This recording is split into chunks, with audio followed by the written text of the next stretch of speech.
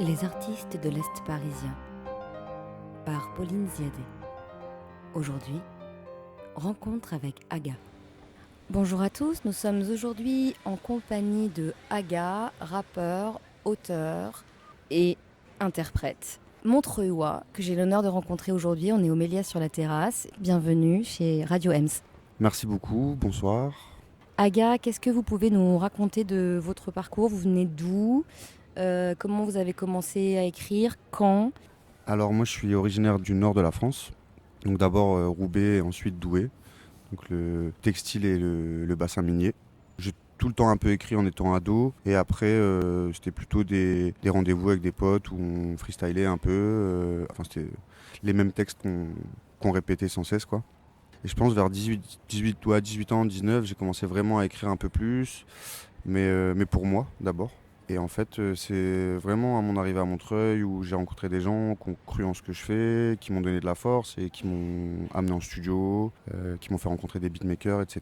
Et là, j'ai développé plus sérieusement l'écriture et le son. Je me suis professionnalisé plutôt, quoi. Donc là, c'est votre métier ou comment vous arrivez à vous en débrouiller de ça ? C'est quoi la place de la musique dans le parcours ? Parce que j'imagine que cette place-là, elle raconte aussi la manière dont vous écrivez. Ouais, complètement. Alors non, j'en vis pas. J'ai un métier à côté. Je fais aussi beaucoup d'ateliers d'écriture avec des jeunes de Montreuil. Et ouais, donc j'imagine, ouais, dans mon écriture, ça se ressent ce côté très terrain et réel sur le travail. Voilà, non, j'ai un 35 heures à côté, donc j'ai une double, une triple vie. Alors j'ai écouté de nombreux titres de vous et j'étais assez fascinée par la richesse des thèmes abordés et en même temps par la redondance des thèmes aussi. La révolte, le territoire, la solitude, grandir, les autres, les puissants. Ouais, je pense que j'ai un gros besoin d'évoquer tout ça, mon côté révolté, mon côté aussi introspectif. Et oui, dans l'individuel et dans le collectif, comment s'en sortir en fait, comment se dépatouiller de tout ça. Notamment sur l'album Indigo où là j'ai vraiment ce côté révolté et introspectif. Et là, après avoir lâché tout ça, j'essaie de partir sur une vague un peu plus d'espoir et de rassemblement. Je pense que le travail introspectif, je l'ai fait, je continue à le faire évidemment. Mais il me permet aujourd'hui de m'ouvrir plus et de mieux m'entourer et de mieux partager, je dirais. Vous avez sorti combien d'albums ? Alors beaucoup d'EP, des albums courts, pas encore un vrai album, plutôt des singles et pas mal d'EP. Montreuil, c'est quoi pour vous ? Montreuil, c'est la ville culturelle par excellence aujourd'hui, de partage, de rencontres, d'émulsions. Il y a énormément d'artistes dans plein de disciplines différentes. C'est une ville où on a le droit de rêver. Avec qui vous bossez en tant que justement qu'auteur ? Vous bossez avec d'autres rappeurs, j'imagine. Alors j'ai plusieurs collectifs. Un collectif qui s'appelle Bienvenue dans l'ascenseur, qui comporte plusieurs rappeurs montreuillois. J'ai aussi un groupe qui s'appelle Empreinte, là, qui est plutôt blues, rap, avec un guitariste montreuillois aussi. Et mon entourage en solo, c'est pas mal de beatmakers avec qui je bosse, pas seulement montreuillois. Et au niveau des mix et de l'ingénierie du son, je suis accompagné par le Café La Pêche et l'ingénieur du son Com. Vous dites que vous êtes toujours dans un rapport à l'introspection et à la parole, au jeu en fait, ce qui se ressent beaucoup dans vos titres. Et vous dites que vous êtes passé d'une parole plus obscure, on va dire, à une parole plus claire. Comment ce passage s'est fait ? Je pense que c'est un travail presque psychologique en fait. Je pense que j'avais besoin de poser sur papier toutes ces pensées. Et aujourd'hui, ça me permet de mieux m'ouvrir. Je pense que c'est vraiment l'écriture qui m'a permis de développer mon introspection, mais aussi d'en sortir. Et là, vous écrivez tous les jours, par exemple, toujours autant ? Ou est-ce que vous écrivez moins ? Ouais, j'écris tous les jours, plus ou moins. Des fois, c'est juste une phrase. J'ai tout le temps des phrases qui me viennent en tête.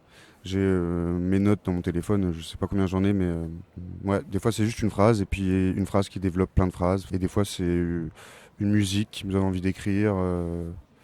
Il y a tout le temps des mots qui trottent dans ma tête. Vous jetez beaucoup ? Ouais, énormément. Ça fait partie de la frustration de chaque artiste, j'imagine. Mais ouais, il y a énormément de jetés.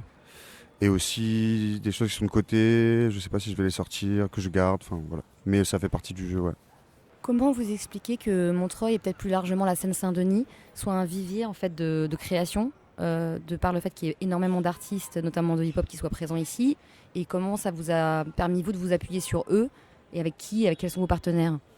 Et en quoi peut-être ce territoire est vraiment, parce que vous dites il y a plein d'artistes, mais pourquoi ici, plus qu'ailleurs finalement ?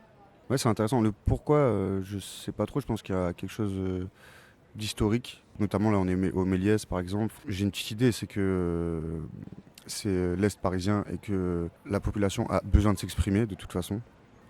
Je pense qu'il y a énormément de ça là-dedans. Mais aussi, je sais pas, le fait qu'il y ait eu beaucoup d'artistes qui soient passés par ici, et ben ça donne confiance et ça permet de rêver un peu quoi, un peu plus que par exemple dans le Nord où là-bas il n'y avait aucun rêve parce qu'on n'avait pas d'exemple un peu. Je pense que ça joue pas mal. Et puis on a la chance aussi d'avoir des structures associatives qui sont importantes et qui développent ça, qui met ça en avant. Il y a de l'investissement aussi du département et de la ville. Notamment, moi, je suis accompagné par le Café La Pêche pour tout ce qui est aspect scénique et également aussi pour mes sorties. Comme je disais tout à l'heure, mon ingénieur du son bosse là-bas, donc je peux même enregistrer là-bas, faire mes mix, je peux aller en répète, je peux faire des plateaux, des résidences. C'est une chance énorme et ça m'a permis de me développer énormément. Et aussi, j'ai été accompagné par le MAD 93, qui est pareil une structure associative qui est en lien avec l'ensemble des salles de concert dans le 93 et qui m'a aidé énormément. J'ai participé à des concours, donc j'ai été pris dans une aide au développement autour du hip-hop qui comprenait la gestion administrative des contrats, par exemple, comment promouvoir son projet, qu'est-ce que le métier d'un attaché de presse, un peu de coaching scénique aussi, et puis rencontrer aussi des personnes du milieu qui ont travaillé avec des artistes qu'on connaît, notamment par exemple la gérante du label de Youssoupha, l'ancien attaché de presse de La Fouine, des gens qui sont dans le milieu et qui nous ont donné des clés. Donc voilà, tout cet accompagnement du 93 et de Montreuil, ça permet à plein d'artistes de se développer pas seulement dans l'hip-hop, dans plein de disciplines différentes. Le Café La Pêche, c'est aussi beaucoup punk, rock. Le MAD 93, ils sont aussi beaucoup sur l'électro, la pop. Il y a un vivier d'artistes dans l'Est parisien et toutes ces structures qui nous aident. C'est qui les jeunes qui ont la chance de bénéficier de vos ateliers d'écriture ? Alors il y a plusieurs types de jeunes. Il y a notamment le collège Jean Moulin. C'est super, c'est des profs de sport qui organisaient ça. Sous forme de tutorat en fait avec des élèves et ils appellent ça les raccrocheurs. Donc le matin ils vont voir des dresseurs de chiens qui passent du temps avec des animaux, avec des dresseurs, et l'après-midi ils viennent au Café La Pêche pour rencontrer le personnel, découvrir un nouveau lieu, se rendre compte de qu'est-ce qu'une salle de répétition, qu'est-ce qu'une salle d'enregistrement, la scène, à quoi ça ressemble. On travaille avec eux sur des thèmes pour à la fin enregistrer un morceau en commun. C'est super parce que aussi à chaque fois je leur dis voilà l'écriture c'est pour vous. C'est d'abord pour vous, pardon. Si vous avez envie de la partager, vous pouvez la partager, mais c'est d'abord pour vous et puis vous pouvez le faire quand vous voulez. Et je sais que moi, par exemple, ça m'a énormément aidé et c'est une arme aujourd'hui pour s'en sortir qui est énorme. Donc il y a notamment eux, il y a aussi avec qui j'ai fait des ateliers d'écriture avec des jeunes des maisons de quartier des Ruffins et de Morillon. Donc là, c'était un projet avec un orchestre de Montreuil où on crée une rencontre avec les musiciens de l'orchestre. Il y avait une création de morceaux ou une réadaptation.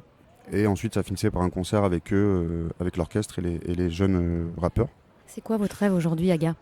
Mon rêve que le monde aille mieux, déjà. Bon courage. Ouais. Ouais. Et puis de continuer à développer cette fibre chez les jeunes, la mienne aussi, et de développer de plus en plus le collectif qu'il y a autour de moi pour grandir ensemble. Vos prochaines dates ? Alors ma prochaine date, c'est le 4 décembre à main d'œuvre à Saint-Ouen, avec le MAD d'ailleurs, avec l'ensemble des lauréats de ce concours. Donc, il y a 5 autres rappeuses qui seront là, c'est un coplateau. Rappeuse ? Exactement. Et en termes d'actu, sinon, je prépare la sortie d'un EP avant la fin de l'année. Donc il y aura plusieurs singles qui vont sortir avant et l'EP qui sortira, qui va s'appeler L'eau qui dort. Merci Aga pour cette rencontre. On encourage tous les auditeurs de Radio Ems qui ne vous connaîtraient pas encore à vous découvrir. Merci beaucoup. C'était Les artistes de l'Est parisien par Pauline Ziadé. Aujourd'hui, rencontre avec Aga.